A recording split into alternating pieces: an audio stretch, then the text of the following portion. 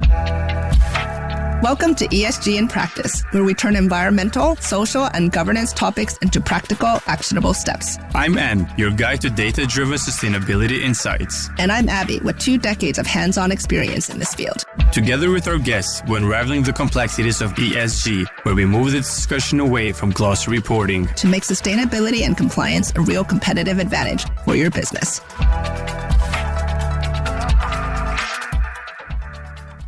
Welcome to another episode of ESG in Practice. We're here today with our guest, Jeanett Bergan, who is the SVP of ESG and Sustainability at Orkla. For our international listeners, that's one of the largest Norwegian companies in the world. Thank you for being here. Thank you for having me. Can you give us a bit of an introduction on yourself, your background, when your career started in ESG? I'm one of those who've been working with sustainability and ESG my whole career. I started actually a part-time job in Storebrand when I was 20, calling companies asking if they had an environmental policy. Quickly got a full-time job in Storebrand working in the sustainable investment department there. While I was there, that department grew from, I think, 2 persons to 9 or something. It was really a period where things started to evolve, particularly on the investor side.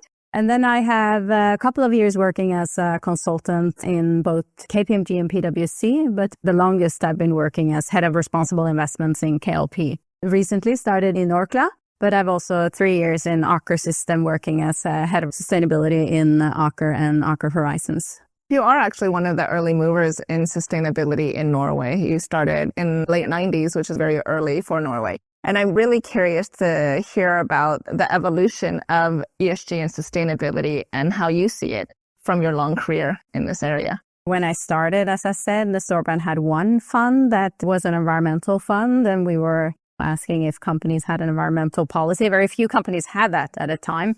Those that had a policy were more or less admitted to the fund. A lot of things have happened, and people started talking about human rights, evolved from the environmental side to human rights. Obviously, as it's developed tremendously over the years, but definitely I think now is really, really the coolest time to work in this area, where it goes from soft law to hard law.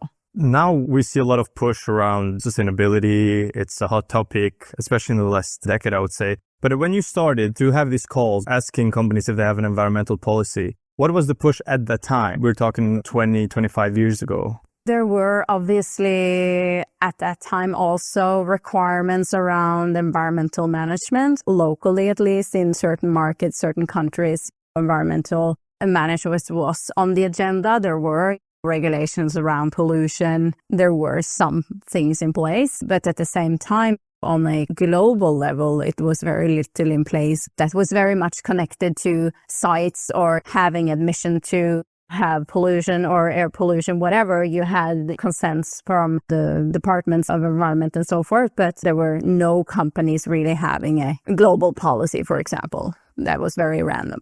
What was the reason for KLP in terms of taking a forefront in this and being an early mover in this area? I started in Storebrand, which was very early on, took a stand and really understood that this was a up-and-coming topic. And I think Storebrand and KLP were the big pension providers in Norway, and they both saw that as an important area. When you're managing pensions, which really has a very long time horizon, you're very concerned about long-term risk. And also the reputation around being invested in pensions is very passively invested. You have to have very long-term perspective on the investment horizon, so tend to be invested in a lot of companies and a lot of problems. And then the reputation and risk around that, a little bit like today when you talk about being invested in weapons, for example, when you have the wars, everything happening in Gaza and other places where it's like, do you want to fund those companies active in that conflict or not? With some of the early, I think, issues arising around investments and ESG. Yeah, and I think that's a good point that you, as a pension, you can look longer term. Sometimes the challenge that you see is like short-term stock right now hitting your financial targets and then maybe ESG be seen as a cost. But as a pension, you do have that reputation in the longer term horizon, so you can look a little bit differently at that. But those companies that you just mentioned, because this is, I think, very interesting. If you're going to make a decision, do we fund these companies that are involved in this war? What kind of ESG metrics can help make this decision? Those institutional investors, they have a lot of different data sets they're using. Obviously, what kind of revenues companies have, how they are involved in different kind of issues, really a lot of investigative issues. Some of the big data providers like MSCI, Sustainalytics, they do collect all of this data for the institutional investors that they are using to make their decisions. But then at least in the Nordics, where you have very transparent capital markets and these institutional investors are very transparent about which companies they exclude and why, you need to also have quite solid documentation. And that can sometimes be hard to find. You worked in institutional investor for a long time, and then you went in-house into a very senior sustainability role, both at Aker and Orkla. I'm very curious to hear your thoughts about being an investor, seeing it from the outside, and then suddenly being on the inside and having to do it. What have been the interesting learning points, I would say, or differences between the two? As an institutional investor, I was always very humble in that role. It's very easy from an investor side to come with expectations, but really it's the companies that have to do the hard work and really be out there taking those different dilemmas every day. Are we buying from this market or this market? How do we balance all of those dilemmas?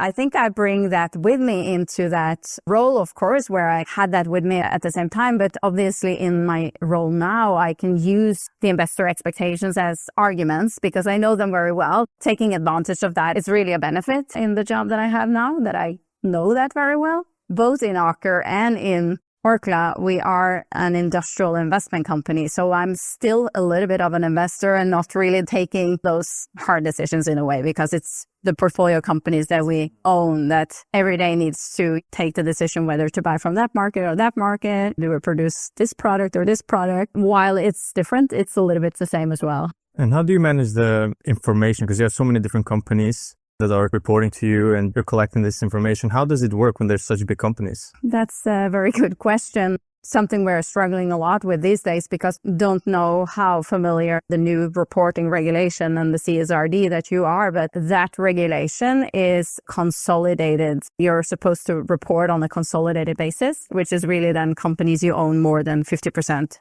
You are to consolidate the numbers. Both in Aker and in Orkla, there are companies you own, but you don't own 50%. And some of these companies, like in Orkla, we own 42% of Jotun, which is a huge company. Yeah. We're not consolidating, but at the same time in the CSRD, when you're doing the materiality assessment, double materiality assessment, for example, you need to consider the whole value chain. You need to consider those big assets you have, which you don't control. At the same time, you have to look into your value chain, but you're not consolidating the numbers. So it's a little bit of a challenging balance act. In Aker, for example, they own 20% of Aker BP, which is one of the biggest oil and gas companies, and obviously has a lot to say on Aker's sustainability metrics in a way, because it's an oil and gas company, so it has a lot of emissions. It's a balancing act, but every company is unique in some way, and that's also a learning, I think. It's always challenging. You have joint ventures, you're operating these assets where you don't control that assets. I mean, it's important to understand those boundaries and collect the data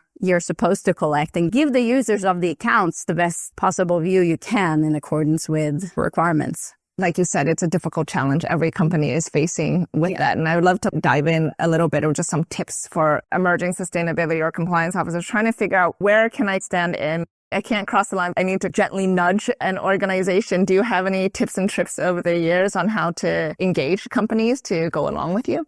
Definitely what I said about being humble. Understand the company that you're talking to, understand their challenging, being very respectful of the challenges and in a way pragmatic, because very often on sustainability, which is really nice, we're all working for something greater than the companies. It's really about making the world a better place, ultimately. Trying to find a common goal could be a way forward if it's challenging dilemmas, but really to know as much as possible about the company and understand and be very curious. And that's one of my best tips, I think, which is not very difficult either. Yeah. Some people get so overwhelmed. Where do you prioritize? You have so many different business partners in your scope. How do you risk tier them? How do you decide? And I guess that's a tip. It's like you can't do everything, right? Which ones are actually material for you? And then how do you engage and keep track of all of that information? It's a constant challenge. I don't know what the right answer is, but I know a lot of companies are trying to figure out how to manage that. Yeah, but it is also difficult when things now being more standardized and being regulated, that makes it a lot easier. And I think over time that we will learn a common language. It would have been easy if it was only what was material to the company, because you can look into that on financial metrics or your revenues or what you're selling, whatever. But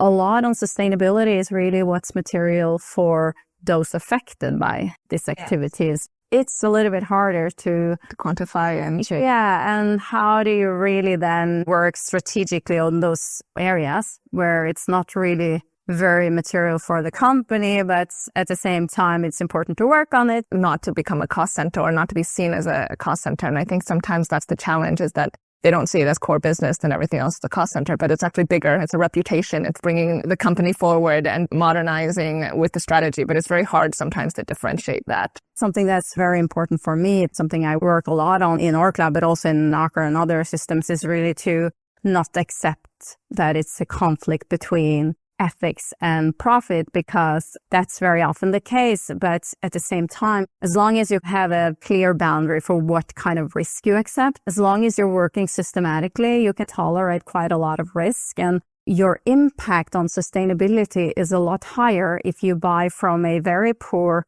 vendor and you can actually improve their practices over 3 years, for example, making them have a sustainability policy, get an environmental management program in place, setting targets on climate. That's a lot more impact than buying from somebody having all of this already in place. And that balance is really important, and that message is important internally, because as we are setting more targets on climate, having certified raw materials, all of those issues that are important for Orkla as a producer of food, very often it can be a conflict between doing those activities and delivering on the product. And I think it's really important then to signal that you don't have to buy somebody who has everything in place. You can buy from somebody else and try to over time improve their practices, which is really a greater impact for the planet and for humans. I think that's a good message.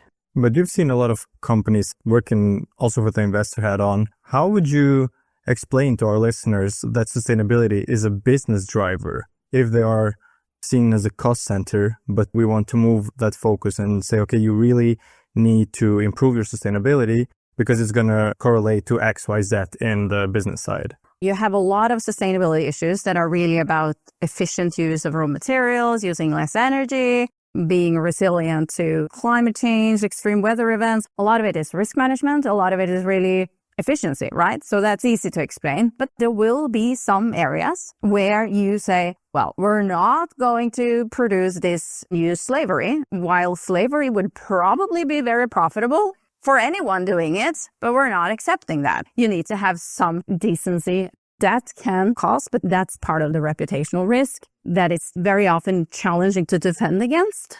You need to steer away because that reputational risk is too high. Yeah, I was thinking that, having worked in the sector also for a long time, that with the regulations that are coming in, the global regulations and the global pressure, it's becoming more of a license to operate than it was ever before. So you're starting to see government tenders or local government tenders to bid. You need to be able to share what percentage of the bid criteria is what are you doing in ESG. You're starting to see the financial reason now. Companies are like, well, if I actually even want to win and get customers in government sector, then I need to do it. And then you see this with recruiting younger Gen Z employees. If you want to actually recruit younger talent, then you need to do more. And same with big suppliers like Orkla are requesting that if you may want to work with you, then you need to be able to show something. So if you want to stand out for your competitors, I would love that it's quantified being X amount of this, then you make this much profit, but it hasn't. But you're starting to see these come together. PwC, I think, came out with something around consumer, where it's like, even in these economic times, consumers are willing to spend 7% more for sustainable products. I haven't seen the same B2B aspect where I'm looking for that data, but I think it's coming with these regulations. That's why you're saying it's an interesting time now.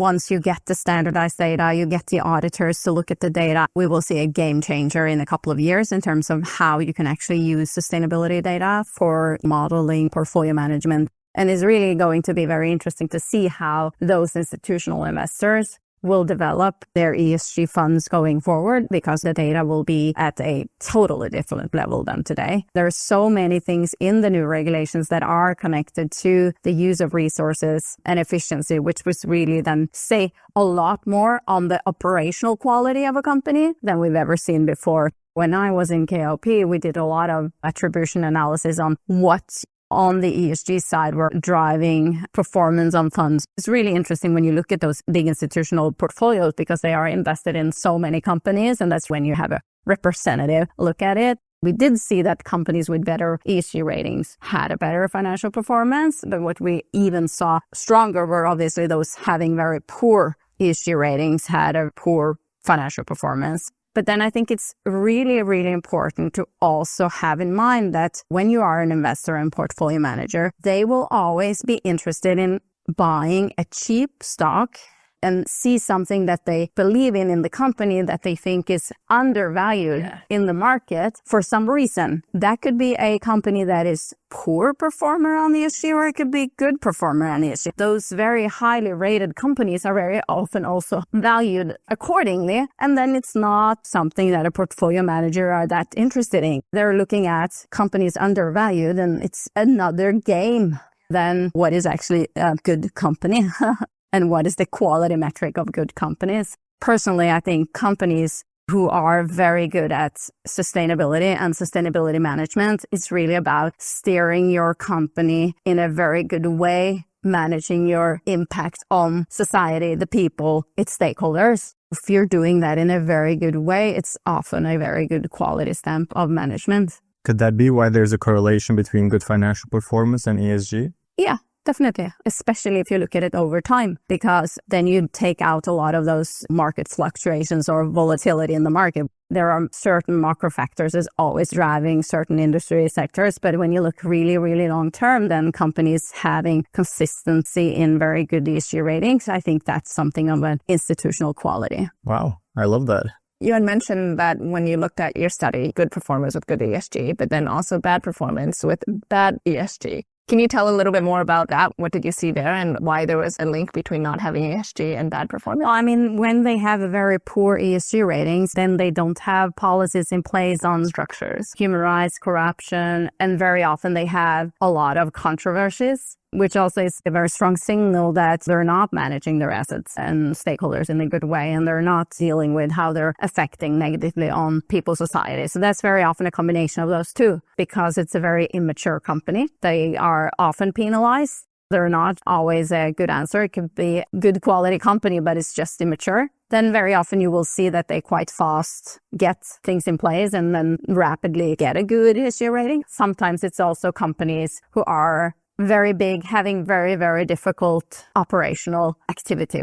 I would say there are an underrepresentation of mining companies very active in raw material production that are having weaker ESG ratings because they have very challenging Environments that they're working in. Yeah. That's a little bit unfair, really, because they are producing the raw materials we're all using, right? Yeah, exactly. That's true. The ESG space is not really fair, I guess, in a way, because it's a lot easier to be at the top of the chain than at the bottom of the chain. I guess that's why there's more and more pressure in terms of taking ownership for your supply chain, because then it's a lot easier to push it down to other companies. I wanted to go to what you mentioned about the big companies, but you have a lot of small companies nowadays that are being pressured by investors as well to do something around sustainability. Some might even go for ISO certifications. What is usually the main driver to get these companies that are already struggling with resourcing to get their sustainability metrics in place? And do you see that as something that needs to be prioritized when companies are already struggling with resources? Definitely those bigger drivers are investors, banks, and customers. And I think the customer and purchasing power is really something that is coming very strong. Particularly, you see it mostly on the climate change, but also on human rights. Once you are required to do a lot of this stuff and take more responsibility for your supply chain, for your Scope 3 emissions, the only way to cut that is very often to engage with your suppliers. Customer demand, I think, is really, really going to be the driver of the next decade compared to what's been driven mostly by investors and banks, institutional investors for those decades that have gone, which is good because those are at the top of the chain and they need to start, but then now it's trickling down. Going into core business once the customer is asking for this and requiring you for it. The regulatory demand is also a very big driver. And we saw just this week that the first fine for the Norwegian Transparency Act. Yeah. That will probably increase going forward, both in Norway, but with the Corporate Sustainability Due Diligence Directive, who also has similar mechanisms in place. Big companies, they don't want to have fines, but they are more robust. Smaller companies would be quite critical sometimes if they get fines. Could technology be a solution? There's a lot of technology opportunities within this space with all of the regulation coming into force, with the EU deforestation regulation, the forced and labor regulation, and all of those. Definitely a lot of technology solutions that will come and help us get more transparency into the market. I wanted to talk about transparency in the market because I've been on having had an in-house sustainability role too. In the past, you have Sustainalytics, you have a lot of these people asking you to fill in forms, show your policy. As an investor, how much confidence did you have? Because there's a lot of self-reporting, really, from the company. How much confidence did you have in the data that came out of the institutional investor? And how could you check as an investor whether or not that was correct information that you're receiving?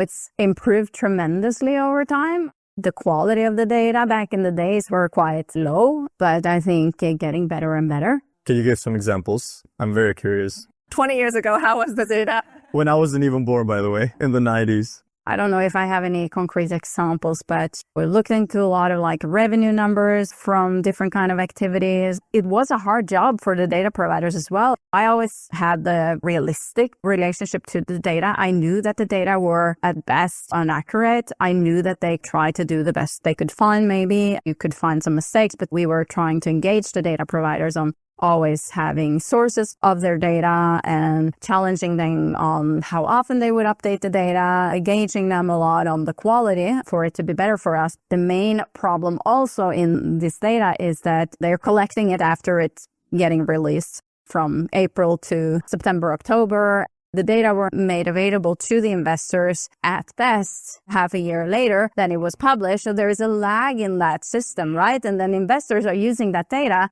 which is already almost 1 year old, because when the company published, it's from the last year. When Orkla published, the data is from 2024 and is published in March 2025. Data providers collecting those data, putting in their system, making it available to the investors maybe 6 months later, and analyzing on portfolio level. You try to also put in a lag. If we match the financial data, taking the data 1 year later or earlier, is there a better correlation? That we didn't find any good results on that. So I don't think that was a good way of doing it. But you have to remember that the data you're investing upon then, it might be old and outdated. We always try to go after the data, look into the source, finding the source, see if there were any updated, if it was something that was very important for us. And this is a thing today as well. Yes, I think so. That's where the future is, that real time, using the technology to have real time data. Because I've been in the process where you're just grabbing all the data and then reporting it once a year, and then you forget about it, and then you report it once a year again.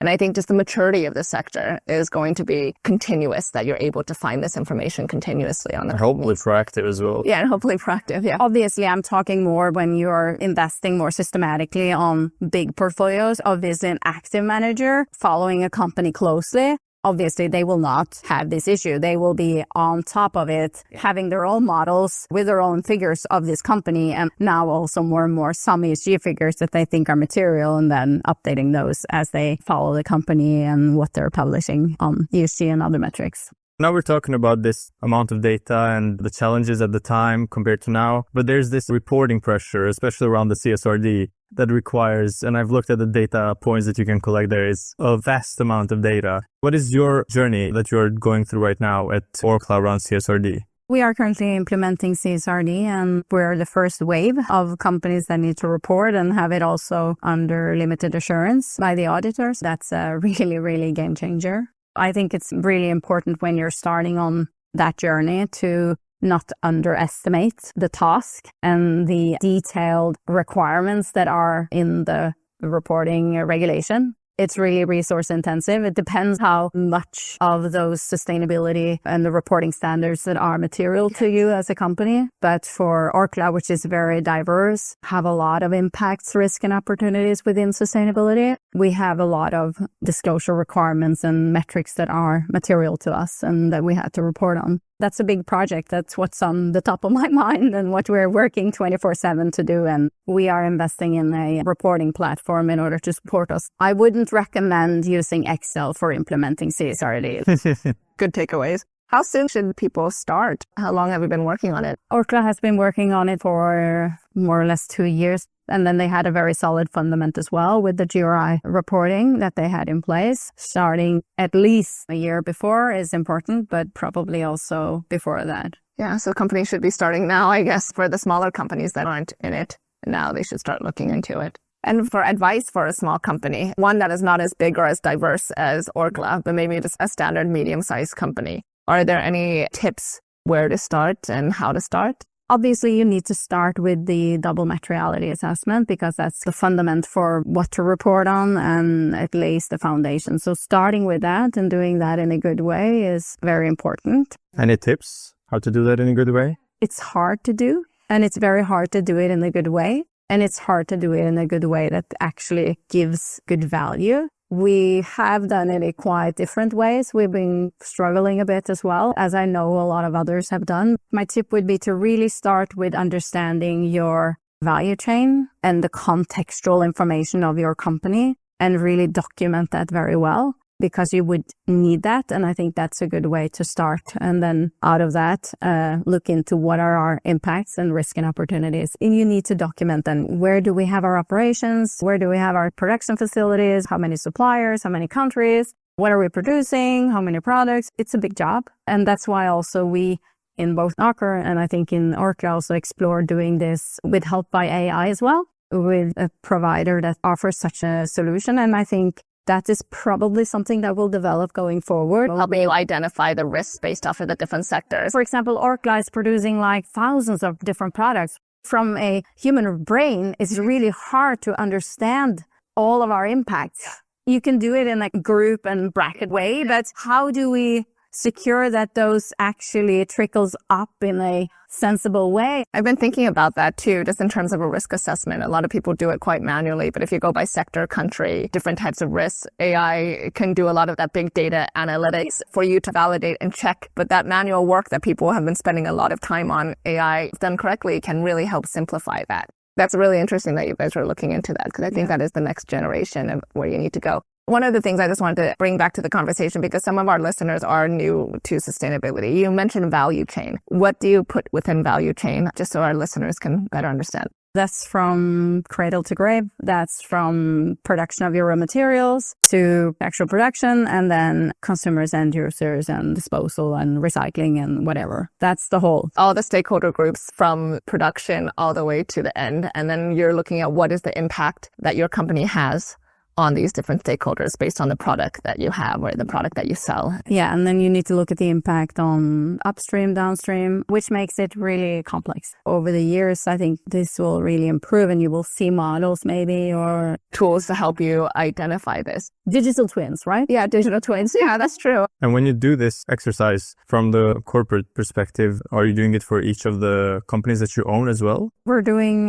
double materiality on the group level, of course, because that's really important. But we do see value in the portfolio companies also doing this, because obviously they need to manage their impacts, risk, and opportunities, and they need to understand how they are supposed to manage sustainability risk. It's a valuable tool. They don't necessarily have to do it at the same level as the group company, because they are not required to report according to the regulations, so they might not need to document it as thoroughly as Orkla has to do, but obviously they need to be part of the input to the overall double materiality assessment. Because you need so many stakeholders now into this double materiality process, and how do you get it in a good way? You have MS forms, you have email, you have things, and how to collect all of the information in a tool that you can analyze the data. I think companies have challenges with that. Yeah, and I think the challenge historically with a lot of this stakeholder engagement have been that they are done at a level where they're not really bringing any value. It's really a little bit like asking, what do you think about the Orkla? What happens with the company? Yeah.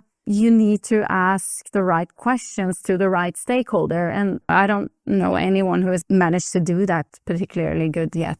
That's something we are thinking quite a lot about, how to do that in the future. But at this point, we haven't been able to get to that. But it's something that I'm hoping that we can work with going forward and really take our sustainability impacts, risk, and opportunities and dig into that and say, this is really relevant for you. What is your opinion on this? You are affected by this. What is your opinion on this? Because that's when it really start to get valuable. Yeah. When you're getting down to the nitty gritty or to the granular level to get that with 1,000 products, I can understand the challenge of trying to figure that out. When you have so many data basically to collect from so many different people, how do you motivate them to do this extra task apart from their day-to-day job? Yeah, and that's the challenge you always face in doing this engagement, that very often you don't get answers. They don't prioritize it. You always have somebody who are willing to do that, but you can imagine certain investors, they might get thousands of these kind of requests. If they are invested in thousands of companies, they need to prioritize those that are material to them. And then you have a lot of those NGOs who are probably also being asked by all of those companies.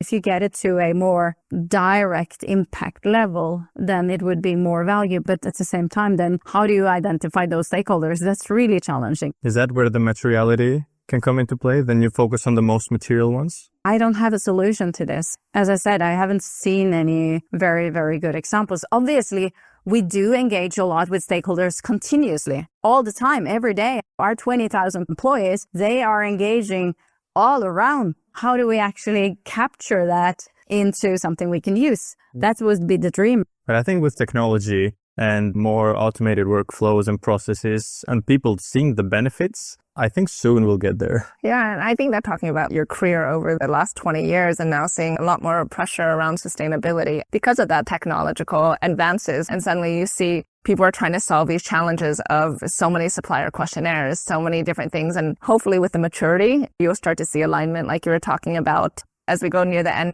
of the podcast for you to share your reflections on this and what your hopes are for the future for ESG. A lot of my hopes have been come true with all of this being now standardized, going from soft law to hard law, whether the regulation is too comprehensive or it's not perfect. It's a solid piece of work. I truly hope and believe with my depth of experience in this area, I'm quite confident that it will drive the world to a better place, which is really the ultimate goal, because you are forced to manage your impacts, risk and opportunities, which is really what this is about. It comes with a price. That's going to happen because we have been exploiting the planet without cost. So if you are going to stop doing that, taking care of emissions, making sure people have a living wage, then obviously, yes, that will drive some cost. That's really a game changer. We're not going to compete on that anymore. We are going to move in a sustainable direction.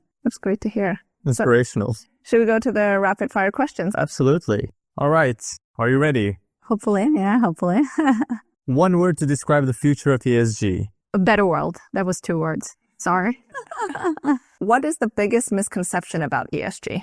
That it says something about whether a company is good or not. Your go-to metric for ESG success. Number of audits. Interesting. That's a new one. Can you elaborate on that one? I think audits or following up on companies' active engagements is really what drives performance. I mean, not only audits, but active engagement with your suppliers, your investing companies. That interaction is really driving performance. I paused to ask this question because I totally agree with you. That's the next step. It's not just a questionnaire, but going in and engaging and how do you work together to proactively meet your goal. I don't think enough companies are doing that. They're adding audit clauses, but maybe they haven't actually done that step. So it's great to hear you talk about that. So the pressure would be the joy. It could be. Biggest challenge in ESG implementation? The dilemma between profit and ethics. That's always very, very challenging to handle. The most underrated aspect of ESG. That it's a quality measure for management. That goes in line with what you mentioned earlier. I like that. ESG in one sentence. Sustainable and responsible business activity. Great. Why is ESG implementation more important than ESG reporting? I'm not sure I agree with that. What you report on very often get managed, so both are important. There is a lot of implementation that is not visible because you don't measure it really. The reason why we have this question is I've seen, at least in the industry, that ESG reporting becomes the end goal rather than actual integration into the way that people work. The byproduct, I think, of the regulation is you're reporting on the work that you do, not just the reporting for the reporting. Yeah, and if you think about reporting like historically, where it's been a lot of greenwashing and nice stories, then obviously that's just bullshit. But if you talk about reporting, like reporting progress on your targets, your actions to reach your targets, then it's important. That's a good distinction. And I think that's the maturity of the journey, that you're actually reporting on KPIs, the progress on that. But oftentimes I see a lot of companies, they just report once a year, forget about it, come back, report once a year, but there's actually no measurement on that. So I think you guys are ahead in that journey in terms of actually reporting. I was more on the progress. Excellent. Well, thank you so much for being here. It was actually a very fun podcast. Thank you. Likewise. Thank you for having me. Yeah, thanks for taking the time.